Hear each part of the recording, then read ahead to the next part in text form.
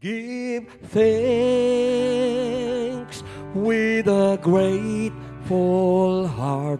Give thanks unto the Holy One. Give thanks because He's given Jesus Christ, His Son.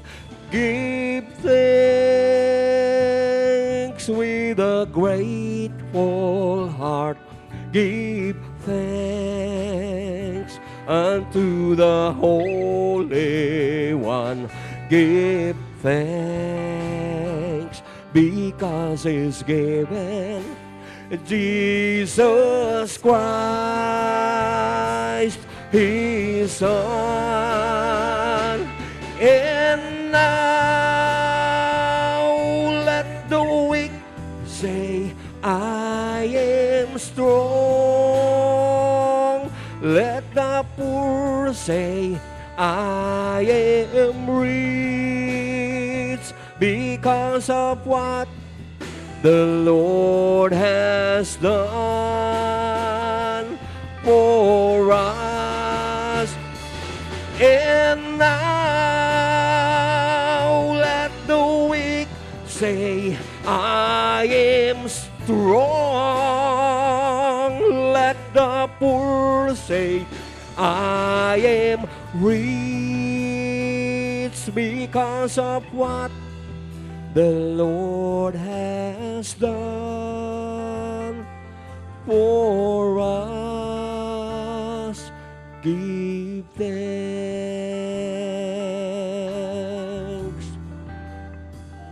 Lord has done for us. Give thanks. Palakpakan po natin ang Diyos. Hallelujah. We praise your name.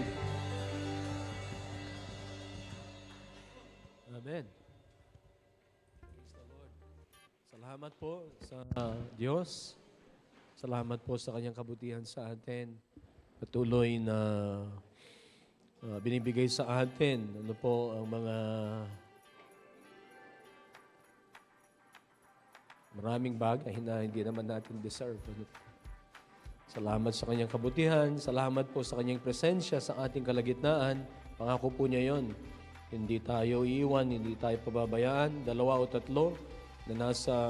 na nagtitipon sa kanyang pangalan, nasa kalagitnaan.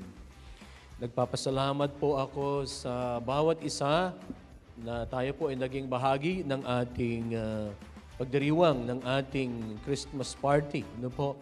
Salamat po sa Panginoon. Sa inyo, nakibahagi po sa pag-provide po ng ating pagkain, sa pag-provide ng mga pinapamigay, ano po, ng mga gifts natin, yung sa raffle, praise God. Ano po, at sa inyo pong presensya nung nakaraang Sunday in celebration of the Christmas party. Tayo po'y nagpapasalamat sa Panginoon sa Kanya pong kabutihan sa atin. Sa 24, ito po ay nakaugalian na natin, parang kultura na natin po bilang isang iglesia. At tayo po ay mayroong worship service o Christmas Eve service. Ito po ay mag-uumpisa ng alas 6. Ano po, ay ipapray natin na tayo po makapag-umpisa ng alas 6 para mga 7:30 tayo po ay makakauwi para dinner pa tayo sa ating pong mga bahay, ano po, para sama-sama tayong mag-pray, ano po, celebrate po ang Kapaskuhan. Yung mga mayroong pinagpalit na mga malulutong na mga tig-20, meron ba bang tig-20? Wala na, no? Mga 50, i-prepare nyo na para pamigay ninyo. Pamigay ninyo sa mga bata. Ano po. Praise God. Kung meron po kayong mga Biblia, ibuksan po natin sa Luke chapter 2, verses 22 up to 40. Tayo pong lahat ay tumayo.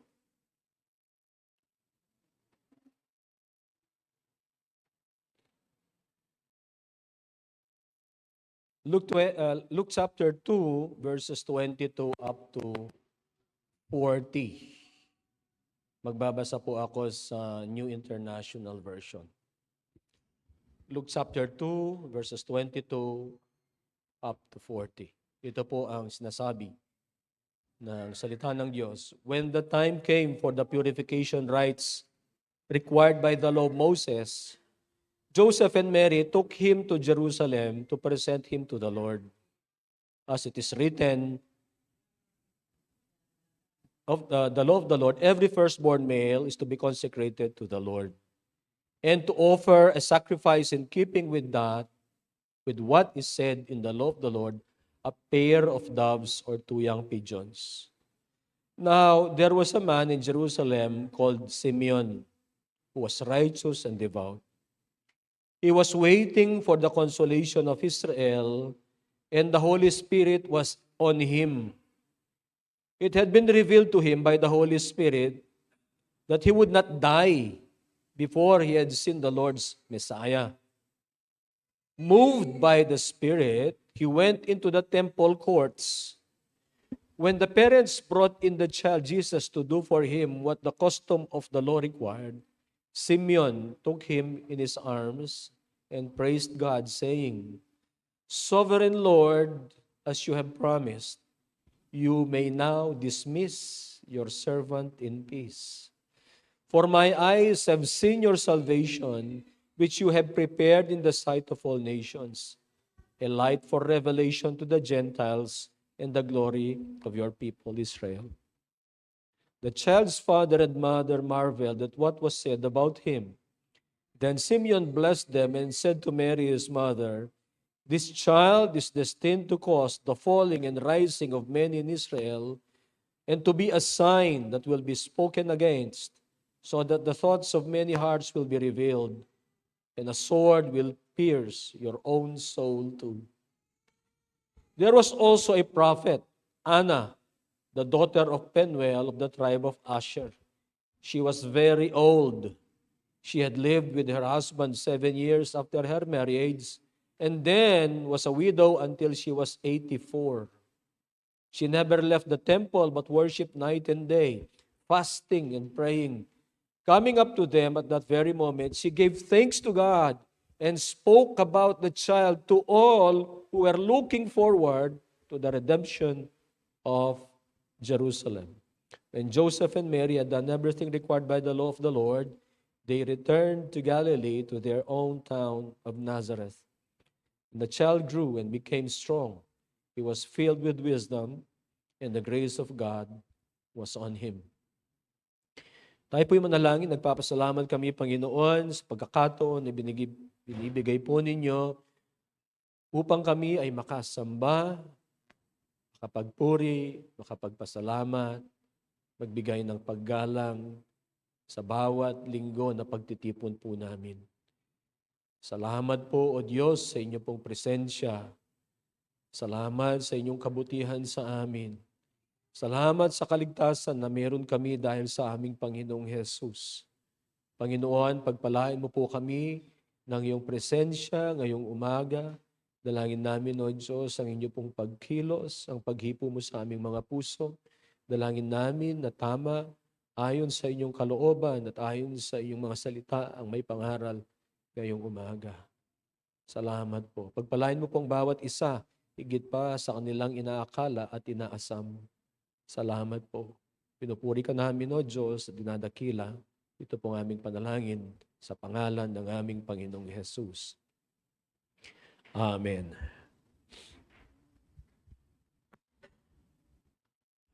Marami pong mga istorya ang nakapaloob, iba't ibang mga istorya ang nakapaloob po dito sa kapanganakan ng ating Panginoong Jesucristo.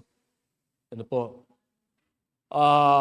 Konektado po ang mga ito sa isa't isa. Ano po? Marami po ang apektado sa kanyang pagdating. Ano po? At iba-iba po ang kanilang mga response doon sa pagdating ng ating Panginoong Jesucristo. Po. Ang iba ay naniniwala, ang iba naman ay hindi naniniwala. Ang iba naman ay hostile.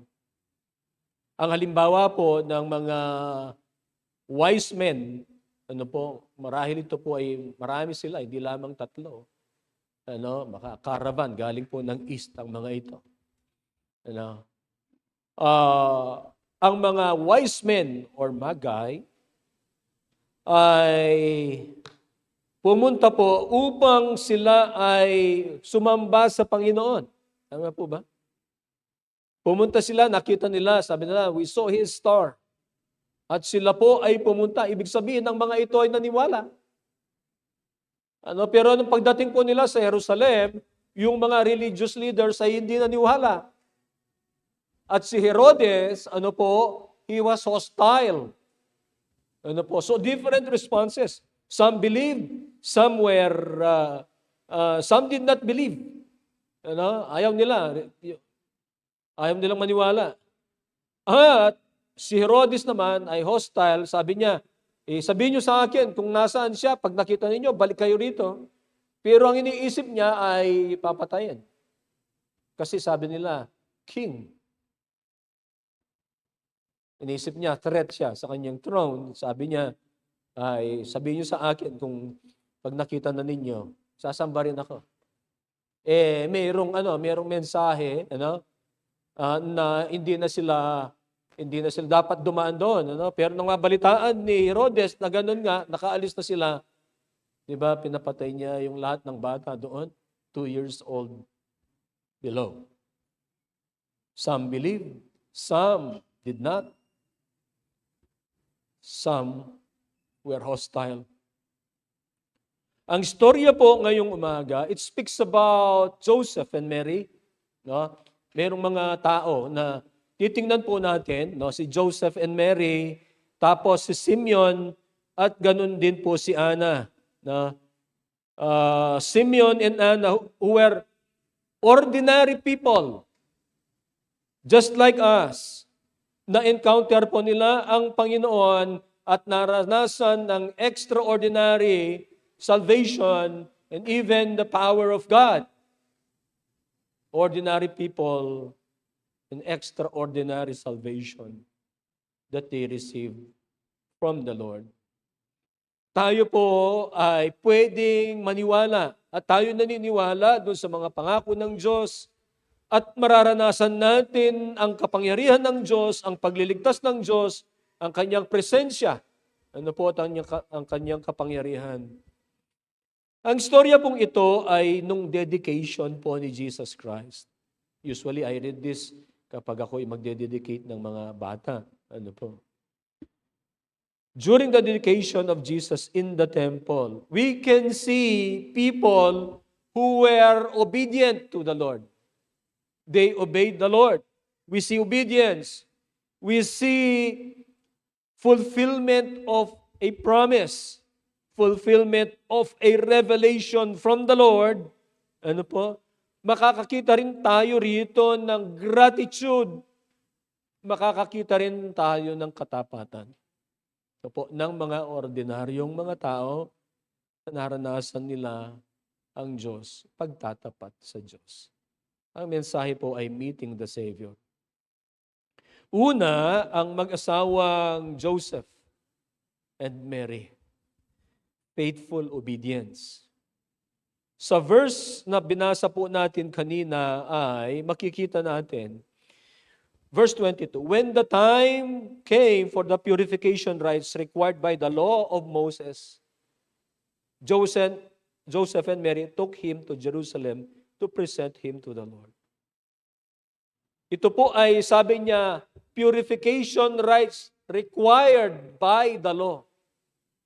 Ibig sabihin, ang mag-asawa pong ito, they carefully obey the law of Moses. Nakapasakop po sila sa salita ng Diyos. Kung ano ang sinasabi ng Diyos, sila po ay sumusunod. Obedient po sila sa Diyos. Obedient sila kung ano ang sinasabi ng Panginoon. Tapos, nagsabi rin dito sa verse na ito, sa verse 24, and to offer a sacrifice in keeping with what is said in the law. What is said in the law? Ano po? Ano yon?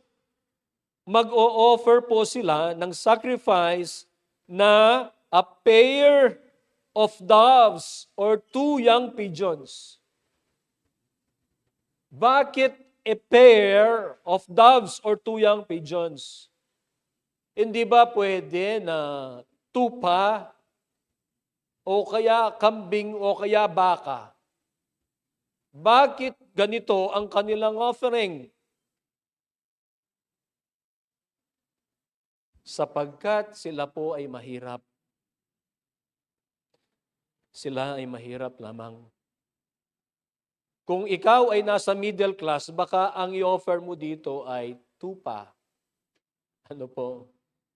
Pero sabi po kasi ng Old Testament, sila kung mahirap, ang i-offer nila ay pair of doves or 2 young pigeons. Ibig sabihin, mahirap lang si Joseph at saka po si Mary. Pero hindi ibig sabihin o magiging dahilan ang kahirapan upang wala tayong i-offer sa Panginoon. Amen. Meron kang dapat idala pagsamba. Ano po? Offer of sacrifice with what is said in the law. Ano po? At ito po ay tinuturo, it indicates humility and poverty. Pero ito po ay makikita rin natin yung kanilang faithful obedience to the law. Kahit sila po ay mahirap lamang. Pero mas mamamangha ka dito, ano po yung kanilang spirituality, yung kanilang devotion sa Panginoon, makikita mo, devotion to the Word of God. Bakit? Tandaan po natin, si Mary, nung siya po ay mabuntis, bago mabuntis, ano po, siya po ay nagkaroon ng encounter sa supernatural being. Na-meet niya si Gabriel. Ano po? At nung ma-meet niya si Gabriel, hindi lang niya basta nakita, nagkausap sila. What's my point? Ang point ko po, this was a supernatural experience niya. Meron siyang ang anghel, ano po, by the way, ang ibig sabihin ng angel ay messenger. Ang messenger na ito, na anghel na si Gabriel, mayroong mensahe galing sa Diyos na siya po ay mabubuntis. Ano po? At magkakaroon ng anak. At ito ay sa pamamagitan ng Holy Spirit. At dito po ngayon, na-experience na niya yon. Kasi pinanganak na si Jesus, so meron na siyang experience mga almost a year ago. Na more than 9 months na na-experience na yung supernatural experience na yan. Ano po? Ganon din si Joseph. Si Joseph, bagamat wala siyang parang personal na nakita niya with his eyes, pero alam niya, yun ay galing sa Panginoon, supernatural din, kasi ang mensahe dun sa kanyang panaginip ay tugma dun sa kung ano yung sinasabi ni Mary. They have experienced angels, dreams, and even shepherds. Di ba yung mga shepherds, nung dumating yung angel, mayroon ding mensahe doon sa mga shepherds. Pagkatapos, yung mga shepherds na ito pumunta sa kanila at sinamba nila si Jesus Christ doon at sinabi nila kung ano yung nangyari. Kaya sila pumunta doon, kaya nila alam na nandoon. They have a supernatural experience. Mary and Joseph. Yet, they did not rely on past spiritual experiences. Namangha sila dun sa mga nakita nila, experience nila yon, pero hindi po sila nag-rely sa mga experiences na yon. They continued to obey God in the ordinary routines of life and in the ordinary routines of their faith. Ang pananampalataya po natin, hindi parating mga spectacular na mga spiritual na mga kilos ng Diyos. Salamat sa mga ganon, Salamat sa mga nararamdaman natin kung tayo sama-samang sumasamba, nararanasan natin ang banal na Espiritu. Nararanasan natin ang pagkilos ng Panginoon. O kaya maranasan natin yung kagaya ng mga naranasan nila, mga supernatural na makakita ka ng anghel. Pwede pa ba ngayon yan? Pwede, kung gusto ng Diyos.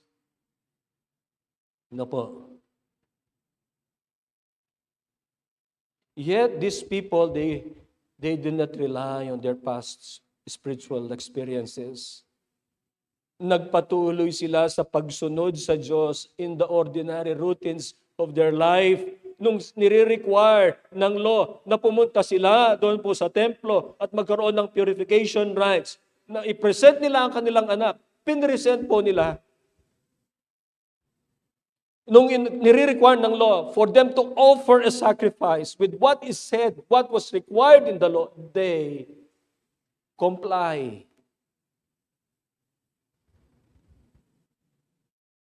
We thank God for spiritual encounters. But God values obedience more than the spiritual excitement. Yung everyday grind sa buhay po natin. Nagtatrabaho, nandyan sa bahay, ginagawa natin yung mga routines natin sa bawat araw. But we remain focused to God. Pero meron tayong pananampalataya sa Diyos na ginagawa natin. Yung bawat araw na yan, na naniniwala sa Diyos, na sumusunod tayo sa Diyos. God appreciates that. Ina-acknowledge ng Diyos yon. Kung minsan iniisip natin ang Diyos ay kumikilos lamang doon sa mga dramatic moments. Kagaya nung kay Mary, kagaya nung kay Joseph, nung ipanganak ang Panginoong Yesus. O nung bago ipanganak. Pero dito makikita natin, sila ay sumusunod, nagtatapat sa Diyos. Kahit dun sa mga ordinary, mga ginagawa nila sa bawat araw. Pinapakita po ng kasulatan, ng salita ng Diyos, that God often moves in quiet, consistent faithfulness. Hindi kailangang pinapakita natin yung ating mga ginagawa sa ating kapwa. Alam ng Diyos, yung ating mga ginagawa para sa Kanya, yung pagtatapat natin, yung pagsunod po natin kahit hindi nakikita ng mga tao. Yung mga sacrifices natin na hindi nakikita, hindi na-appreciate ng mga tao. The Lord knows. Pero tandaan po natin ito. We have only an audience of one. And that's what really counts. That's what really counts. The audience of one. Si Jesus po. Nakikita niya, alam niya yung ginagawa natin. Alam niya ang puso natin. Alam niya yung paglilingkod natin. Alam niya ang pagtatapat natin. He moves in quiet, consistent faithfulness. And God works powerfully through people who are faithful in ordinary, unseen obedience. Alam ng Panginoon po yun. At ang Diyos, alam po niya kung paano i-reward. Ako'y naniniwala kung hindi man dito, ay meron tayong siguradong reward sa Kanya doon sa ating blessed hope. Are we faithfully obeying the Lord in the ordinary and in the unseen? Kahit hindi nakikita. Tala po, hindi po natin kailangang i-flex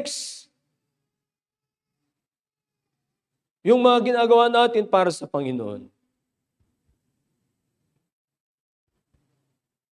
Let us continue to obey the Lord in the ordinary and in the unseen. Amen. Let us continue to honor God in our everyday responsibilities.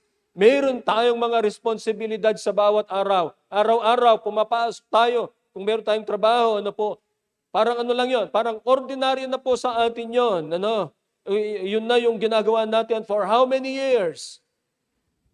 But do we honor God with that? With that responsibility? Do we honor God with our families? Do we honor God with the ministry that God has entrusted to us? Halimbawa, ikaw ay tumutugtog, kada Sabado, tumutugtog, umaawi. Kung ikaw ay pastor, kada linggo o kada Sabado, no, maghahanda, kada linggo magpe-prepare. Do we still honor God with these responsibilities? Yung pagtatrabaho sa bahay, kung ikaw ay magulang na nahiwan sa bahay, do we still honor God with that? Sa lahat ng ginagawa natin sa bawat araw, sana po ay nandun pa rin yung pag-honor sa Diyos kung ano man ang ginagawa natin sa bawat araw. Amen. Faithful obedience prepares us for God's greater work.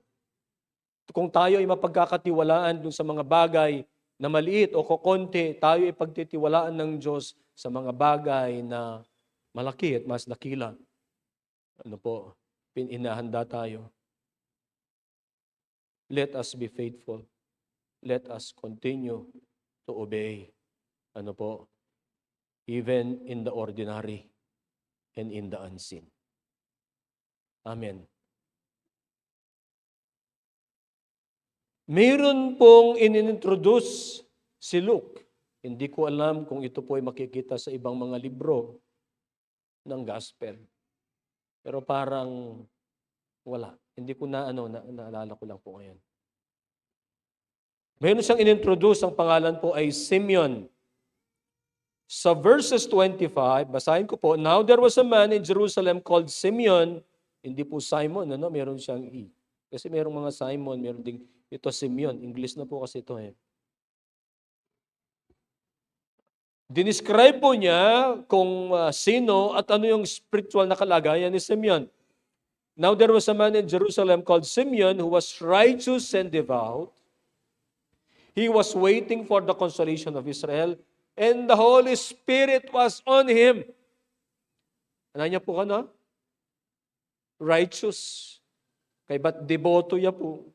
Kay ba't the Holy Spirit was on him? It was revealed to him by the Holy Spirit that he would not die before he had seen the Lord's Messiah. Mate. Hanggat yan niya tagapagligtas.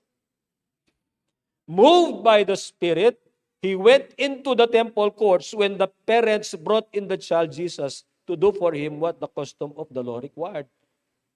Simeon took him in his arms and praised God saying, ayan, doon muna tayo. Ano po? Si Luke, inintroduce po niya si Simeon. Si Simeon, hindi po yan bata. Matanda na po yan. Ano po? At matagal na siyang naghihintay. Hindi sinabi po ng Biblia kung kailan niya na-receive yung pangitain na yon o yung revelation na yon na hindi siya mamamatay hanggat hindi niya nakikita ang Panginoon, ang tagapagligtas.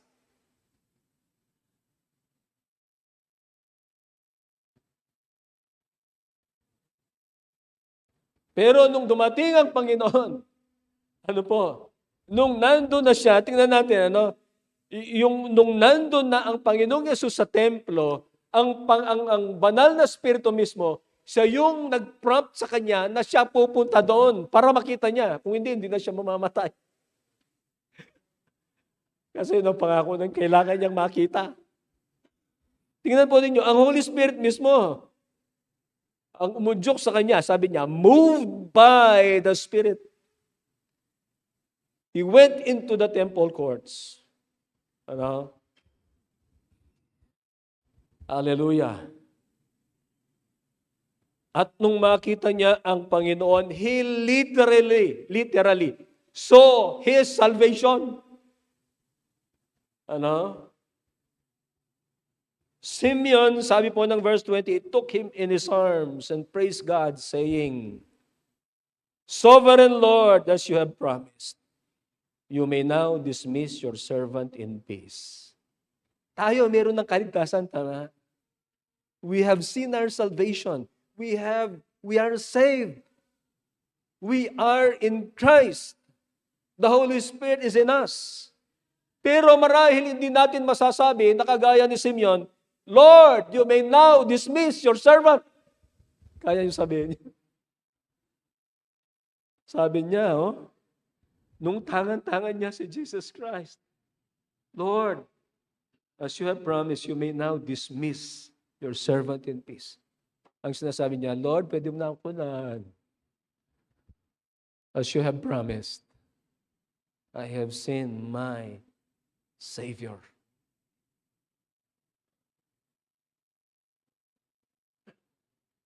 He literally saw his salvation. Ano po, makita natin, kamangha-mangha rin ng taong ito. He lived the Spirit-filled life. At na-experience niya ang pangako ng Diyos, ang sinabi ng Diyos. Ano po, ni-reveal ng Panginoon na hindi siya mamamatay, hindi niya nakikita ang tagapagligtas. At ginawa ng Panginoon, pinakita niya. The Lord was the one who prompted him to go into the temple so that he see his Savior. And he literally saw his salvation. Tangan-tangan niya ang kanyang tagapagligtas. Hallelujah. So mayroong spiritual revelation. Ano po? Pero siyempre, doon sa spiritual revelation na yon, mayroon siyang paghihintay. Hinihintay niya ito. Ano, gaano kaya katagal? Di naman sinabi po ng Biblia. Pero sa ating pong paghihintay, makikita natin that the Lord is faithful. Gagawin po niya kung ano ang kanyang na-reveal at pinangako sa atin. Kagaya po ng revelation niya, ni-reveal niya kay Simeon sa pamamagitan ng banal na Espiritu. Si Simeon, meron po siyang difficult na quote. Makikita natin sa verse 34 at saka dun sa 29 hanggang 32. Basahin ko po. Sovereign Lord, as you have promised, you may now dismiss your servant in peace. For my eyes have seen your salvation, which you have prepared in the sight of all nations, a light for revelation to the Gentiles and the glory of your people Israel. So verse 24, then Simeon blessed them and said to Mary his mother, this child is destined to cause the falling and rising of many in Israel, and to be a sign that will be spoken against, so that the thoughts of many hearts will be revealed, and a sword will pierce your own soul too. Ano po, sinabi niya po ito kay Mary, yung bandang huling na part, sword will pierce your own soul, because she will see his son crucified on the cross. Imagine mo yon, ano po? You are a parent, a mother. You will see your son crucified. And yung pain at saka yung kanilang ginawang torture, brutality. Ano po? Anyway, Simeon spoke a difficult truth.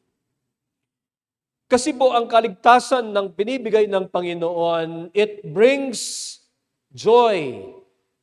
Tama? Kasi sabi ng angel doon sa mga shepherds, I bring you good news that will bring great joy to all the people. It will bring great joy. Pero doon sa kaligtasan na yan, ay mayroong cost. Nung pong nag-exhort ako sa mga young people, ay sinabi ko yung Christmas, yung pagkapanganak ng ating Panginoong Jesus. Pero tinuro din, pinaalala din ay yung cross, yung death ni Jesus Christ. Kasi ano ang Pasko kung walang cross? What's Christmas without, what's the birth of Jesus Christ without His death? Hindi po ba? Kasi sabi ni Jesus, dumating ako para dito. Saan? Para dun sa cross. Ano po? So it brings salvation, the salvation that God brings, ano po, ay nagdadala ng joy, and we have to pay the cost. Also, ano yon? Yung sa discipleship, yung sa pagsunod natin, ano po, marami po sa atin, if not all, ano po, we often want the blessings of Christ. O, hindi bang hindi ayaw ng blessings dyan? Gusto lahat natin blessings, di po ba? O tingnan mo yung prayer natin, Lord, pagpalain mo po ang aking pamilya. Ingatan mo po. Ninong nga mag-pray makanta, pag-pray ta lang ang detay eh. Pag-pray ta mo, Lord, pagpalan mo po yung kanakong lakad. Pag-pray tayo tali po. Masama ba yon? Hindi. Sabi nga ng Panginoon, ask, you will receive. Seek, you will find. Knock and the door will be opened for you. Panalangin natin yon. Ano po? Pwede. We want the blessings of Jesus Christ. Pero kaakibat po niyan ay ang discipleship. Ano ba yung discipleship? Ang discipleship po ay yung pagsunod sa Panginoon. Hindi lamang blessings na tatanggapin natin, kundi yung ating pagsunod sa Panginoon. Following Jesus means embracing both glory and suffering. Ang pagsunod po sa Panginoon ay hindi po madali. Siyempre, yung mga messages natin, pag Christmas, ano po, about blessings, about joy. Ano po. Pero dapat nandun po, alam natin, na nire-require ng Panginoon sa atin, ang tayo po ay sumunod. At sa pagsunod natin sa Panginoon, ay mayroong suffering. Mayroon tayong mararanasan na rejection, at ang reality po ng buhay ay alam natin, ay mayroong mga paghihirap.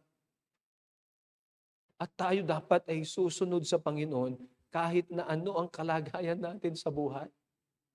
Amen po ba? Amen. Are we willing to wait patiently for God's promises? Ito po ay nakatugma doon sa paghihintay ni Simeon sa pagdating ng tagapagligtas. Sabi kasi niya, hindi siya mamamatay. Ano po? Hindi siya mamamatay hangga't di niya nakikita ang tagapagligtas. Marahil matagal na paghihintay po yun. Tayo, are we willing to wait patiently for God's promises? Pero nung makikita niya, siguro yung kagalakan niya, sabi niya, Lord, you can now dismiss your servant in peace. Napakaganda, no po? Yung alam mo na, alam niya, he was at the end of his life, maybe. Pero napakagandang isipin, ano po, na like Simeon, you are at the end of your life. Matutuwa ka na babalik ka sa Panginoon. Di ba? Parang kung babasahin mo in between the lines, you may now dismiss your servant in peace. Nandun yung kagalakan, nandun yung pagtanggap, nandun yung masaya siya na babalik sa Panginoon. Mapupunta siya sa presensya ng Panginoon. Ano po? Sana ganun din tayo. Dapat ganun yung ating maging kalagayan. Ano po? Kasi kagaya niya ay meron tayong tagapagligtas. Are we prepared to follow Christ even when it is costly? Sa sinabi nating pagsunod sa Panginoon, ano po? It is not only about the glory, it's not only about the blessings. It's also about discipleship, following Christ. Are we willing to follow Him even when it is costly? Sana decided na po tayo ngayon pa lang. But even it will cost us something. We have decided already in our hearts that we will follow Him no matter what. Amen.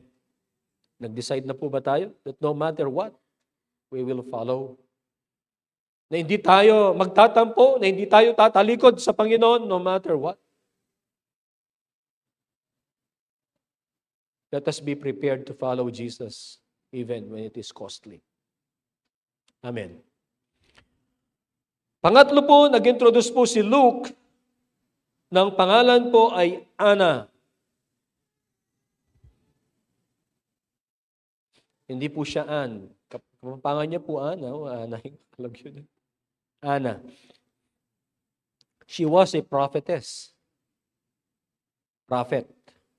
Verse 36, there was also a prophet, Anna, the daughter of Penuel of the tribe of Asher. She was very old. Ano kayong very old? Tingnan natin. She had lived with her husband 7 years after her marriage, and then was a widow until she was 84. 84 na eh. She never left the temple but worshiped night and day, fasting and praying. Coming up to them at that very moment, she gave thanks to God and spoke about the child to all who were looking forward to the redemption of Jerusalem. Sino po si Ana? Si Ana, siya po ay isang propeta. Ano po? Matanda na. Balo. Ano po? Pero makikita natin na siya po ay devoted sa Diyos sa pamamagitan ng pananalangin at pagsamba. At hindi lamang po siya nananalangin, kasama po ng kanyang pananalangin ay ang pagpa-fasting. Fasting and praying in the temple. Siguro po ini, sabihan tanan, ano po yung edad may kisawa?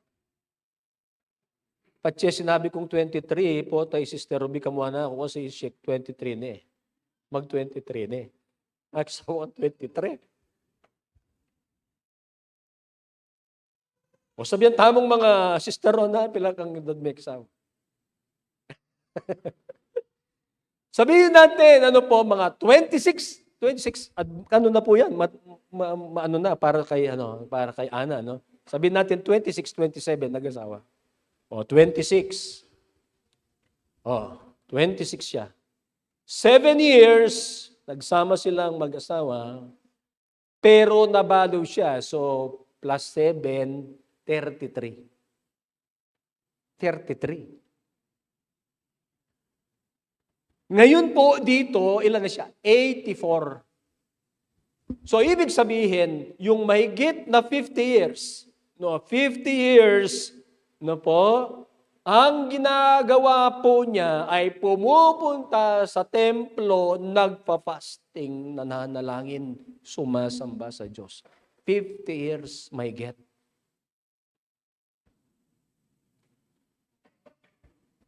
An elderly, widowed woman, but devoted to prayer and worship. She spent her days fasting and praying in the temple.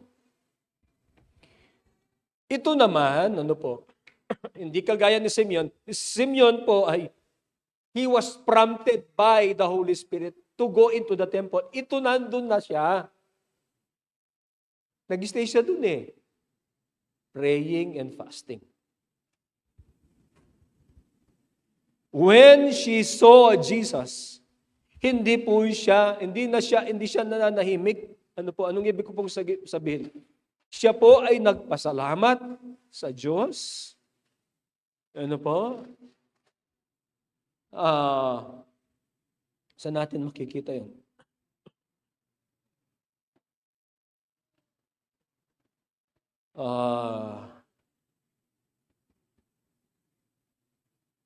Ayun, verse 38. Coming up to them at that very moment, kasi nandun, magdededicate sila ng bata eh. Nakita niya. No, nung makita niya, coming up to them at that very moment, she gave thanks to God. Nagpasalamat sa Diyos at siya po ay nagsalita patungkol sa bata, hindi po patungkol sa nanay, hindi po patungkol sa tatay. Siya ay nagsalita patungkol sa bata, patungkol kay Jesus. Ano po? At siya ay nagsalita patungkol kay Jesus. Doon sa mga tao, sabi niya, to all who were looking forward to the redemption of Jerusalem, patungkol sa kaligtasan. Ano po? Nagpasalamat siya sa Diyos, nagsalita patungkol sa bata, patungkol sa kaligtasan. Kanino niya sinabi? Doon sa mga naghihintay, ano po, sa kaligtasan ng Jerusalem. Ano ang nire-remind sa atin ni Ana? Nire-remind po sa atin ni Ana na ang Diyos gumagamit po siya ng tao kahit matanda na. Across the ages, pwedeng gumamit ang Diyos, yung bata, si Samuel. Si Samuel po, nung tinawag siya ng Panginoon, bata lang. Hindi siya teenager. Mga 9 or 10 years old. Na, mga ganon yung edad po niya. Nung siya tinawag ng Panginoon, maalala niyo si Samuel? Sabi niya, Samuel, takbo si Samuel, pumunta kay Eli. Sabi niya, tinatawag po ninyo ako. Bata lang. 3 beses, ganun po. Tapos sabi ni Eli, sabihin mo, kapag tumawag siya ulit, sabihin mo, magsalita po kayo, Panginoon, nakikinig po ang inyong lingkod. He was just a child. Makikita natin na kagaya po ni David, kagaya ni Jeremiah, mga kabataan, kagaya ni Ezekiel, Daniel, mga bata, kabataan, ginamit ng Panginoon. O si Moses naman, ilang taon ang tinawag ng Diyos si Moses? He was 80 years old. Nung tinawag ng Diyos si Moses. 40 years nandun siya sa Egypt. Another 40 years nandun po siya sa disyerto. And God called him in an ordinary, ginagawa niya ang kanyang ordinaryong ginagawa. Anong ginagawa niya? Nagpapastol siya, di ba? God speaks doon sa pang-araw-araw nating ginagawa. Pwedeng magsalita ang Diyos, nakita ni Moses. Nagpapastol siya, nakita niya. Ang isang nasusunog na bush, na halaman. At nagsalita ang Diyos. Hindi niya ni-expect. Ginagawa niya ang kanyang ginagawa araw-araw. The life of Anna reminds us that God uses people of every age. Hindi natin pwedeng sabihin, matuwa na ako, Pastor. Ang mga senior dito, huwag natin sasabihin, God can use your life. Paano ginamit ng Panginoon ito? Ay, nagpipray ito. Nagpa-fasting ito. Kailangan natin ng mga nananalangin. At ipanalangin po ninyo ako. God can use your life. Hindi natin pwedeng sabihin, bata pa ako, matanda na ako. Busing ko muna yung lakas ko sa ganito. I-dedicate po natin ang buhay natin. Just like Anna, ay dinedicate po niya ang kanyang buhay in serving the Lord through prayer and fasting. Going to the temple. So, hindi po dahilan ang edad, tapos hindi na ako maglilingkod sa Panginoon. Matanda na ako. He can use your life. A life of prayer prepares us for powerful witness. Kasi ito nag-witness Hindi ba? Nag-witness siya. And sabi niya, and spoke about the child to all who were looking forward to the redemption of Jerusalem. So nag-witness po siya, nagsalita po siya. So ang prayer, makikita natin, it prepares us for that. It prepares us for a powerful witness. And when we pray, our gratitude overflows. Kasi nung makita niya si Jesus Christ, natuwa siya, na sumaya siya at nag-overflow yung kanyang pagpasalamat. A life of prayer prepares us for powerful witness and gratitude overflows into testimony. yung ating pagpapasalamat. Niligtas tayo ng Panginoon. Dami tayong nakitang kamangha-mangha. Kabutihan ng Panginoon na experience natin. It should overflow in testimony. It should overflow dun sa ating pagsasalita sa kabutihan ng Diyos sa ating mga buhay. Amen. Devote our lives to prayer. Let us devote our lives to prayer. Si Ana, nasira ba ang buhay ni Ana? Ibig sabihin, nasayang ba ang mahigit 50 years ng kanyang pananalangin at fasting? Nasira ba? Hindi, di ba? Counted nga ang buhay niya eh. Devote our lives to prayer. Pangalawa, maging mapagpasalamat tayo. Sabi niya, she gave thanks to God and spoke about the child. Let us testify about Jesus. Let us testify. Hindi naman tayo yung nagko-convict sa puso ng tao. Ang gawin natin, i-share natin. Tapos, ang Holy Spirit, siyang bahalang mag-convict sa puso. And we will see the power of God, power of the Holy Spirit to convict the people na sinisharean po natin. Let us just be vessels upang sabihin ang kabutihan ng Diyos. Amen. Si Ana, hindi po siya nag-preach ng mga sermon. Ako po, siguro sa isang taon, magpipreach ako ng Sunday, no? Mga 150 preaching a year. Tatlo akong magpipreach. Isang madaling araw, isa dito, isang gabi. Marami. Kung sa isang taon yun, at least 150, ano po. Pera yung mga Bible studies, pera yung mga ibang mga preaching na, o at least 150.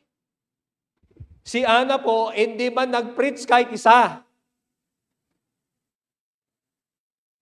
Hindi po siya nag-perform ng miracles.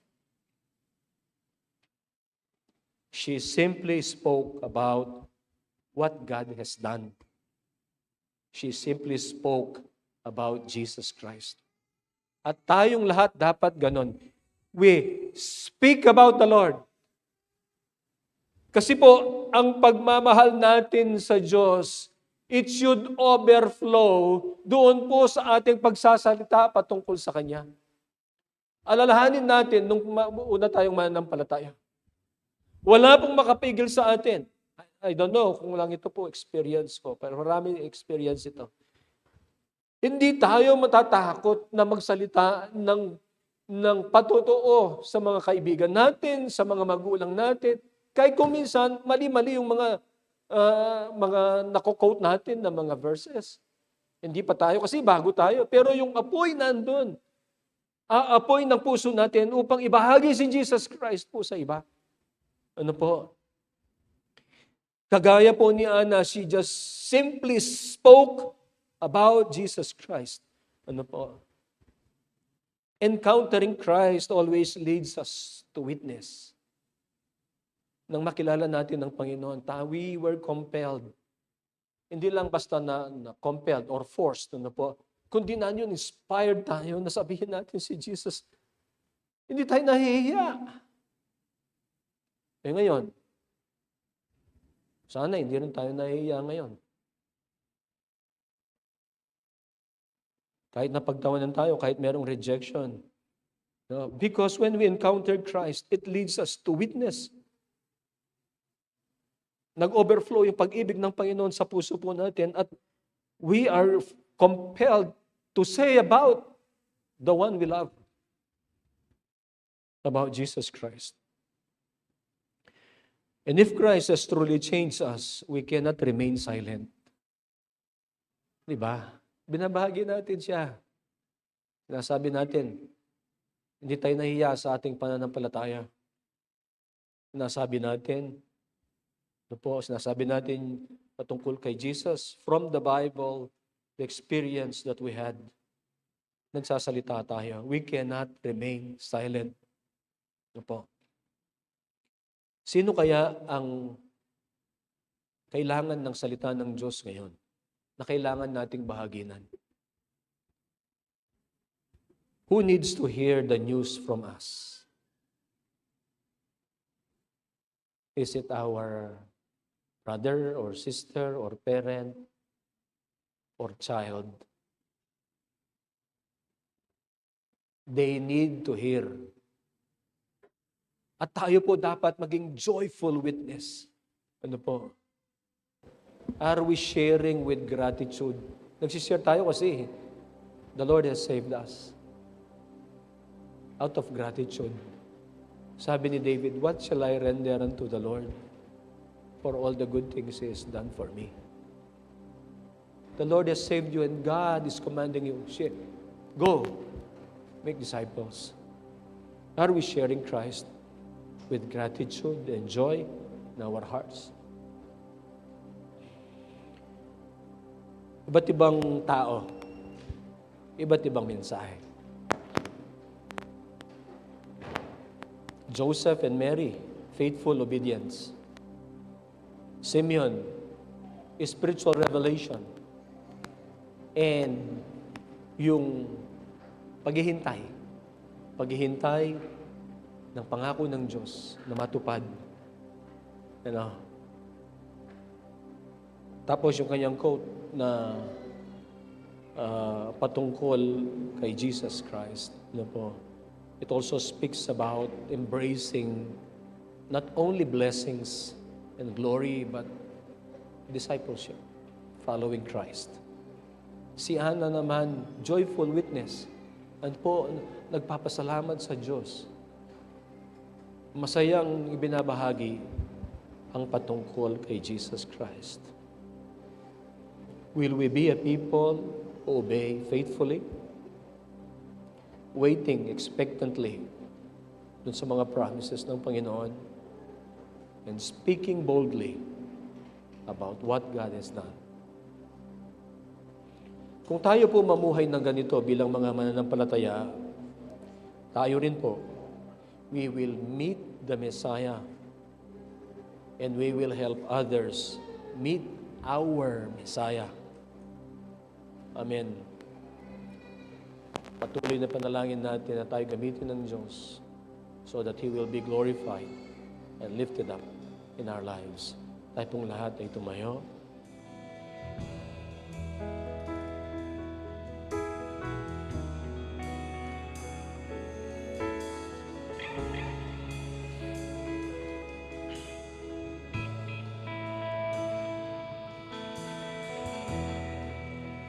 Don't wanna go back, Lord, to the way I used to be, the way I used to be. I won't go back, Lord, to the way I used to be before you rescue me.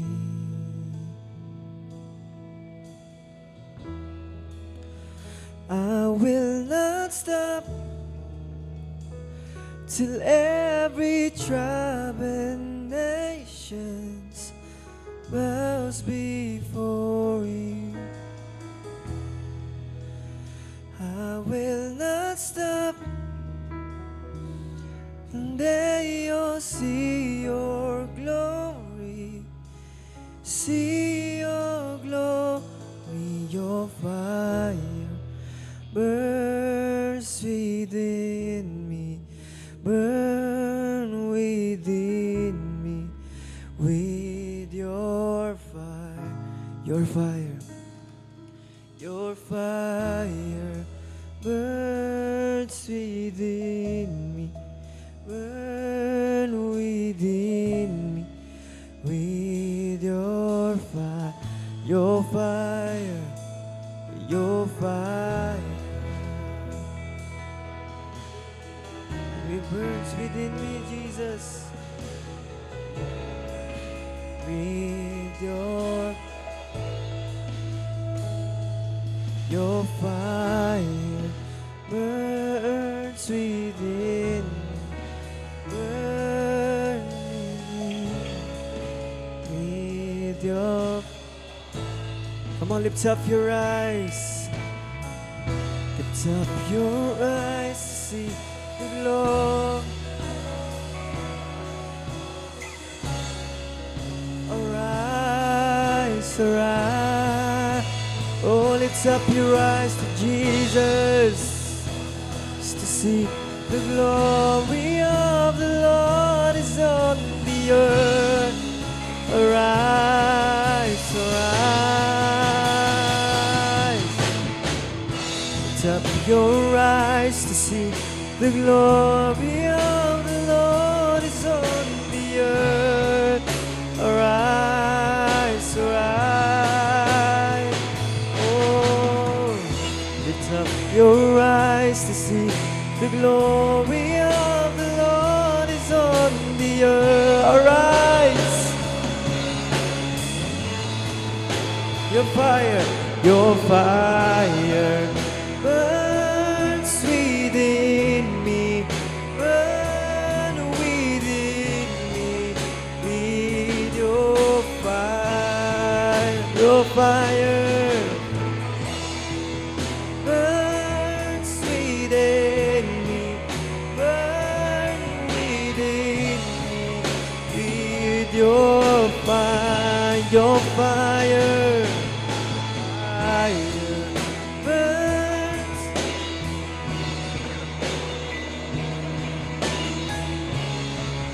Need your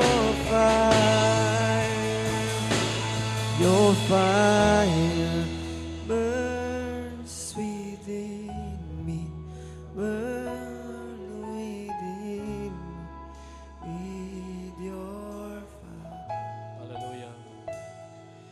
Your fire Hallelujah. burns within me, Hallelujah. burn within me with your fire. Turuanan mo kami, Ginoo, na magtapat ang aking katataulian. Turuanan mo kaming tuki, Ginoong Diyos. Emuking panahon na masaguli. Lunerin kaya kaming biye, i-dedicate nila, Ginoong Diyos.